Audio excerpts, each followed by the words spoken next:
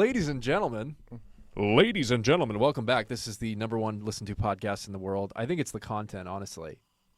It's the Pride Dairy podcast. We're talking about business and entrepreneurial legal services.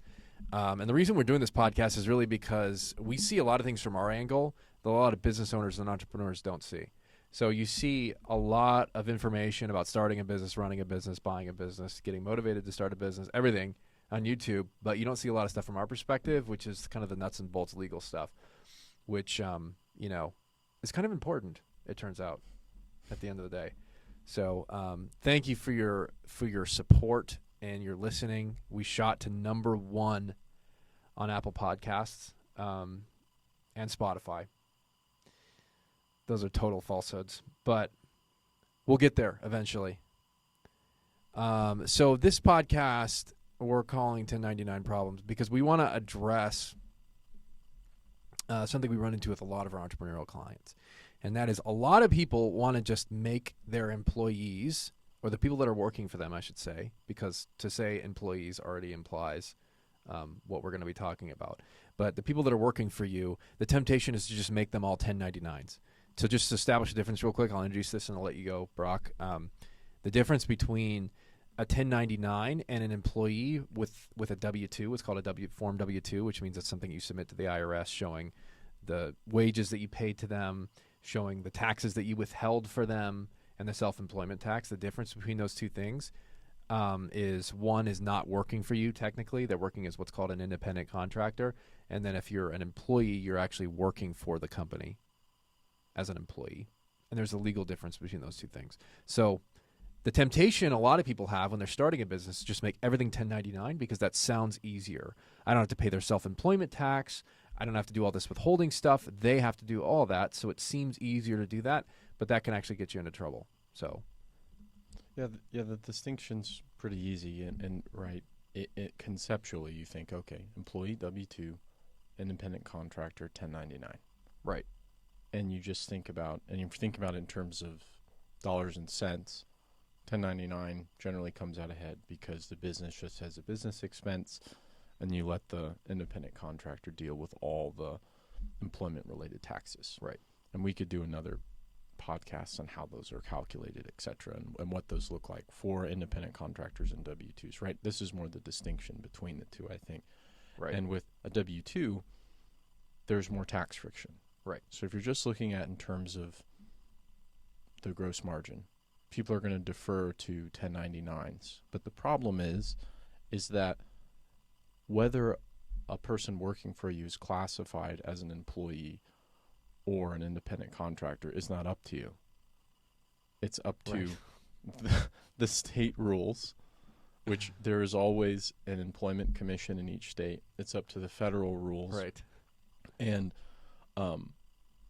you basically don't get to make the decision except for the fact of whether or not you're set up the relationship with the individual in such a way that falls in one of those two buckets. Yes, but to be clear, yes. So unfortunately, you can't just both agree that, hey, I'm an independent contractor, and it doesn't work that way because the classification is based off of objective factors. It's not just a creature of contract, which means you can't just call a contract an independent contractor agreement and assume that's what it is. It doesn't always work that way. And part of the reason this comes in terms of just pure dollars and cents, the reason this comes into play is because with W-2, some people call it self-employment, FICA, withholding. There's a couple different names for it, but they're all kind of rotating around the same thing. You have to pay that on behalf of your employee. Half of it on behalf of your employee. It comes out to about 15% of the wages, and it's so the company's responsibility is about 7.5% roughly, and that 7.5% is an additional tax expense that the company has to pay. So a lot of people don't want to do it just in terms of pure dollars and cents because they got to pay that additional 7.5% for the employees. But so the question is how do we determine whether or not someone providing services to us is an independent contractor or an employee? Right. And this is where we're introducing a brand new segment, ladies and gentlemen. Well, do you want to talk about the factors first? Yeah, we'll say that for the end. And our sponsor. We don't have a sponsor, but We'll have one day. So the factors. And this is probably going to be a separate video too, because this is going to be broken down in as clean a possible way as we possibly can. There's factors for determining whether or not somebody's a 1099 independent contractor or a W-2 employee. And there's basically 3 different branches of legal authority that you can follow. The first one is the IRS, right? And really that's probably the best ones, because they're the ones that are going to be making the determination at the end of the day. They're the ones that are going to be coming after you most likely. There's common law, which is just different states and courts, et cetera, that determine little factor tests for whether or not somebody was an employee. And then there's also you can have the state employment commissions as well. Yes, that was the third one. Yes, so the employment commissions. So and the distinction with respect to the federal questions. So let's just focus on like the federal questions of what is an employee versus an independent contractor. And the IRS originally published 20 factors. Right. And then the tax court came in and they provided a 7-factor test. And the factors aren't, it isn't that one is emphasized over the other necessarily. It's really just a facts and circumstances test with all these different factors. And I think that you can generally summarize them as control is one of the biggest ones. Are you controlling how that person is doing the work that they're doing, when they're doing it, who they're allowed to do it for? Are you dictating the types of materials they're allowed to use to create the product? If you are and in terms of the spectrum, the more control you're exercising over the person, the more likely that person's an employee. Right. So, yeah, that was the third authority I was looking for, was the tax court, because they're kind of an authority on interpreting what the IRS is putting out into the ether. But the 3 factors that the IRS kind of boils it down to is a simple kind of litmus test is the behavioral, the financial, and the type of relationship. So the behavioral, generally speaking, how much control do you have, and how do you have the right to control what the worker is doing? So the neutral language they use is the worker to make this determination. And a lot of these, you can look at how difficult the job is, how much instruction is involved, et cetera, et cetera.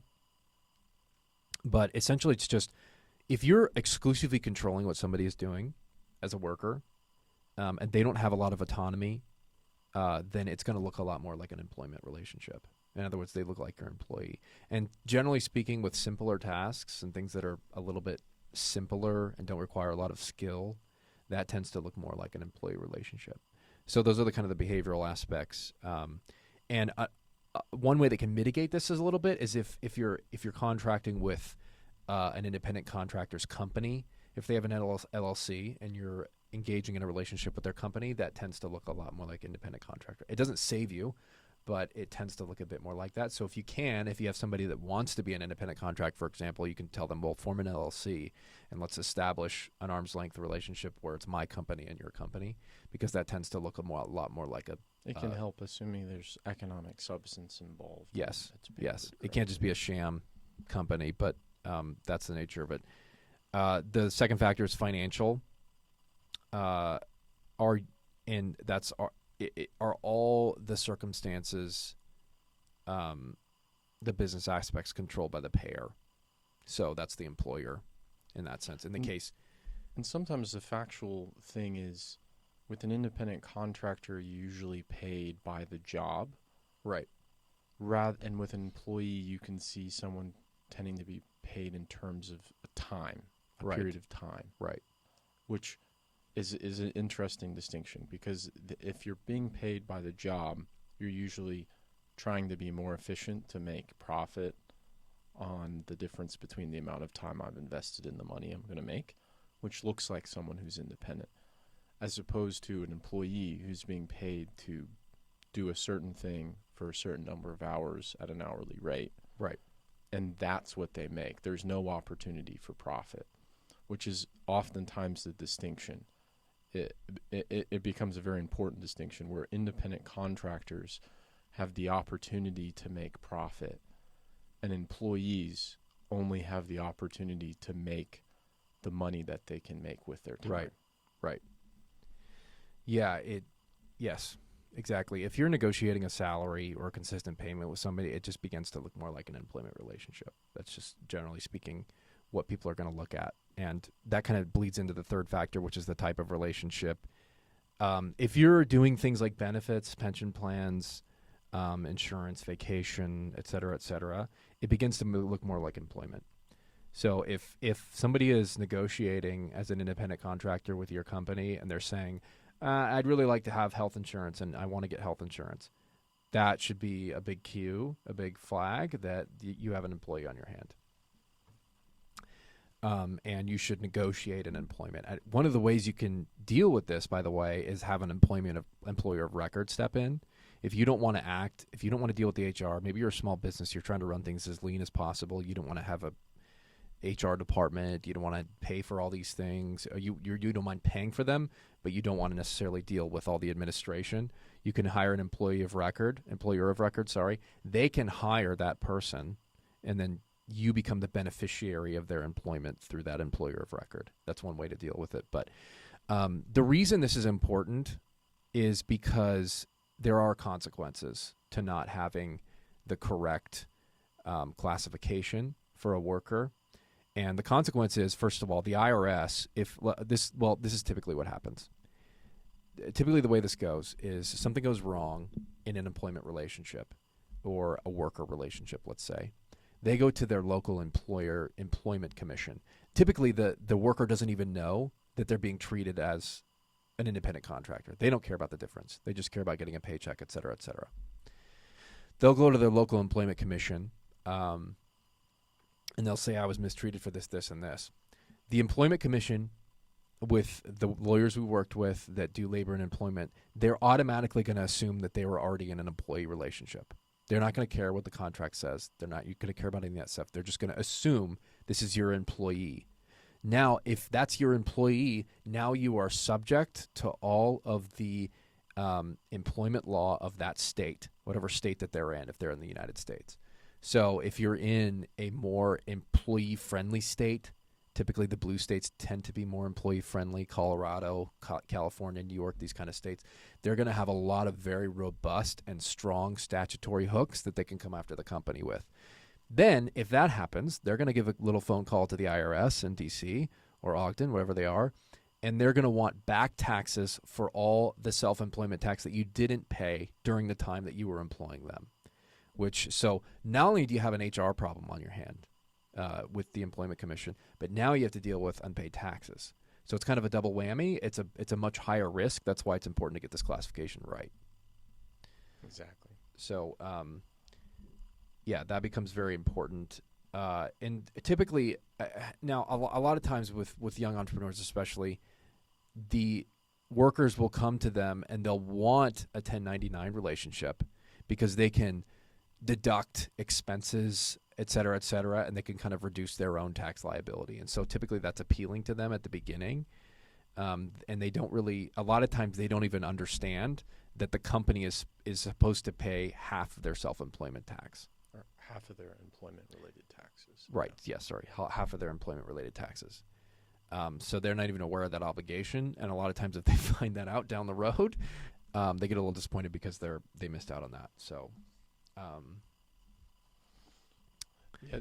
The interesting thing is if people want to establish a certain type of relationship, whether it's an independent employment or independent contractor or an employee relationship, you can have that desire, but then you actually have to follow through, right, in terms of how you establish the relationship.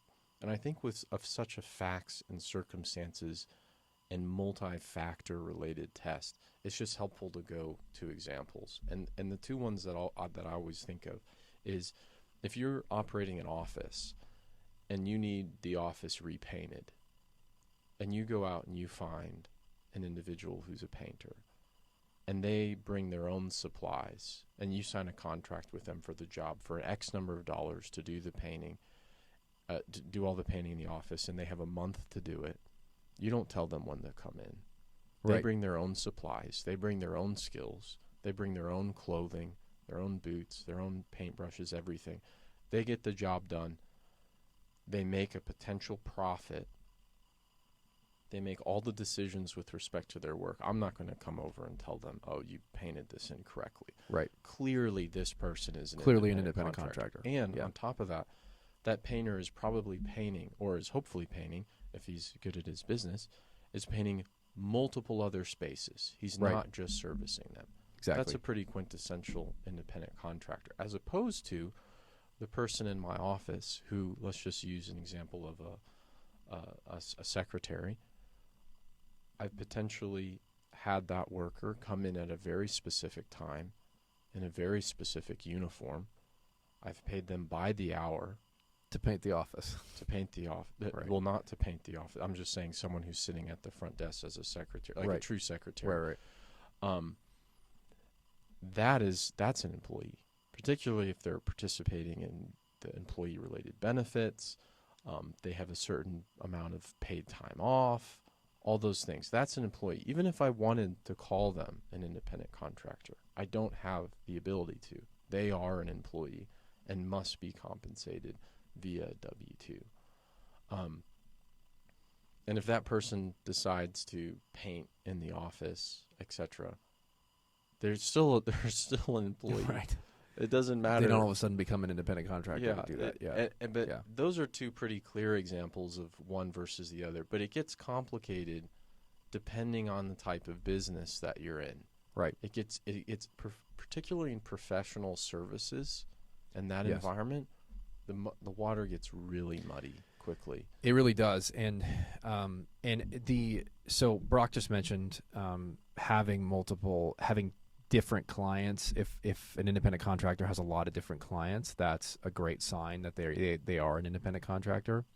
But apparently the IRS has been moving away from that emphasis as a factor, because they understand if you're an independent contractor, a lot of times you might get most of your business from one client, and it's difficult to get a lot of different clients sometimes, and so it becomes less important. So if you have an independent contractor and they're only really working for you, or you don't know if they're working for somebody else, it's not necessarily a problem, but it could become a problem. So it's one of those things where if you have multiple different people that the contractor is servicing, it's a really great factor Right. to have. Yeah. But if it's one, it won't necessarily kill you. Right. So, and Brock uses the phrase facts and circumstances. That's kind of a legal term for if it ever came to a court, what the court would do would be they would just look at the facts and sort of add up the factors. One of the in law school, we used to do factor tests, and they were pretty easy because all you do is just line up these factors and match the facts up with each one.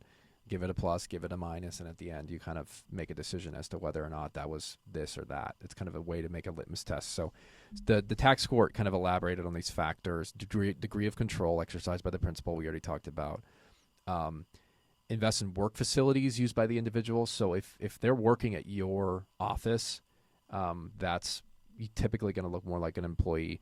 The opportunity of the individual for profit or loss, like Brock was saying, if they're able to make a profit off of the job they're doing for you, that's going to look more like an independent contractor.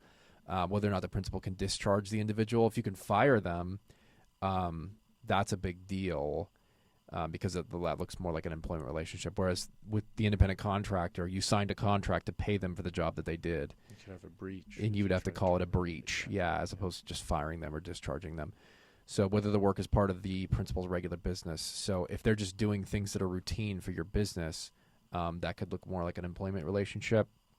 The permanency of the relationship, it's been happening for a long time, or if it's a several year contract, that begins to look more like employment.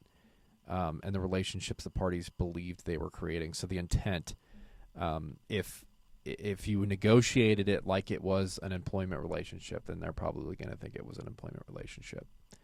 So those are some of the factors. Now, it's not a bad thing to have employees, and we encourage a lot of our clients to move certain individuals toward employment because it just lowers the risk profile all around.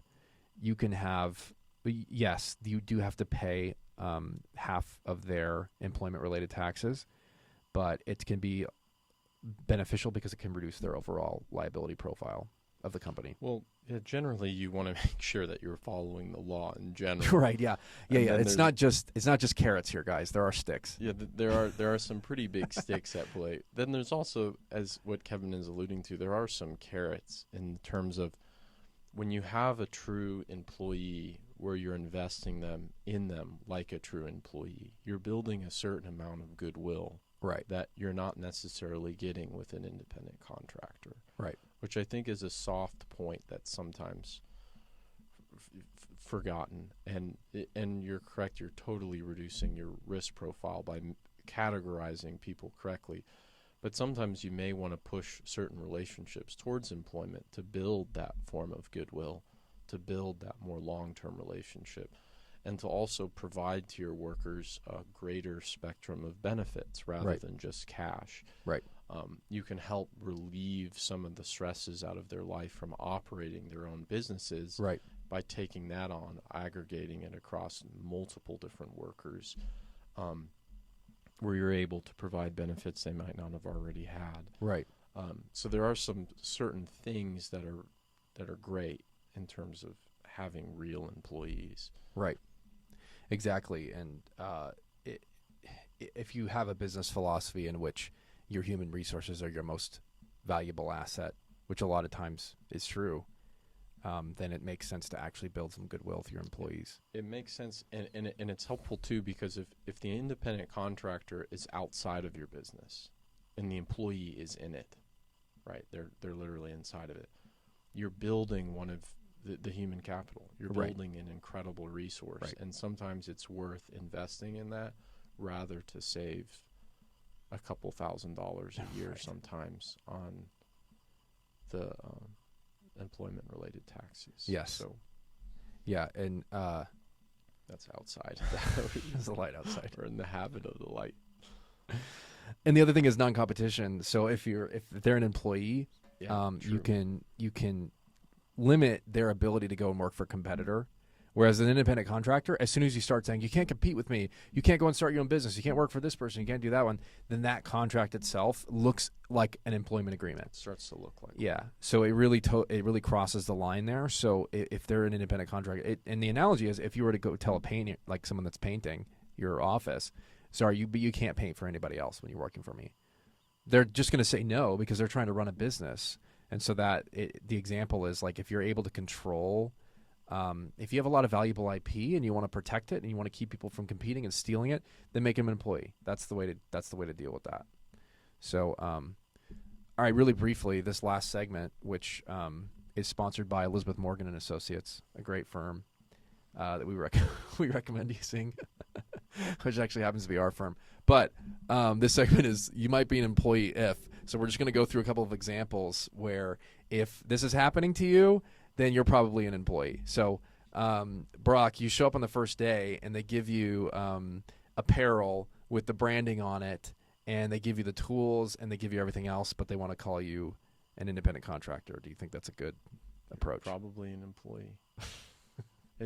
You might be an employee if your compensation agreement says employee on the top.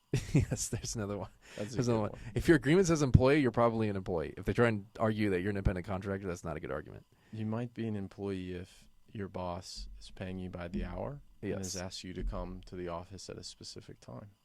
Yep. If your boss can yell at you, you might be an employee. You might be an employee if your boss gave you all the tools that you need to work and trained you on specifically how he or she wants the work completed. Yes. If it's very specific to the business and they have to train you and get you involved in the minutia of how the business runs and train you very specifically, I mean, you're probably an employee. Most likely. And unfortunately, you're dealing with a presumption of employment here too. So Yes. You have to fight. As a business owner, there is a presumption that the people working for you are your employees, typically. It's best to just assume that.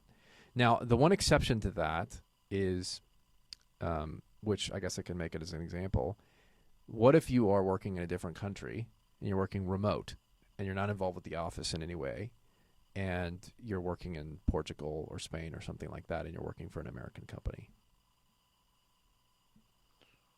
Well, I haven't dealt with that example specifically. Well, in the ladies and work that gentlemen, I've done. I have So dealt with that example specifically. I'll defer to my colleague on that. And in that context, it's still a kind of a factor test. There's still facts and circumstances that could become relevant. But the good thing is, if you're no longer fighting a presumption, because if they're working for you in a different country and they're not coming into your office and they're not doing those things specifically, then you're not necessarily going to have to deal with the employment commissions from every different continent and every different country that you might be involved with.